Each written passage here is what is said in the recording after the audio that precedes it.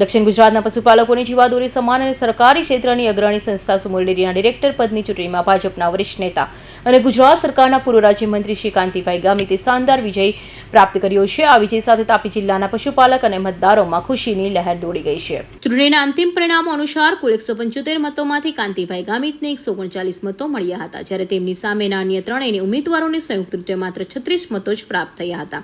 કાંતિભાઈ ગામિતે આ જંગી જીતને તાપી જિલ્લા સહકારી રાજકારણમાં એક ઐતિહાસિક અને પ્રભાવશાળી વિજય તરીકે જોવામાં આવી રહ્યો છે।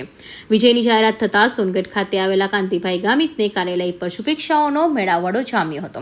મોટી સંખ્યામાં ઉપસ્થિત પશુપાલકો, સ્થાનિક અગ્રણીઓ અને કાર્યકર્તાઓએ તેમને રૂબરૂ મળીને ભવ્ય જીત બદલ પુષ્પગુચ્છ અર્પણ કરી અભિનંદન પાઠવ્યા હતા।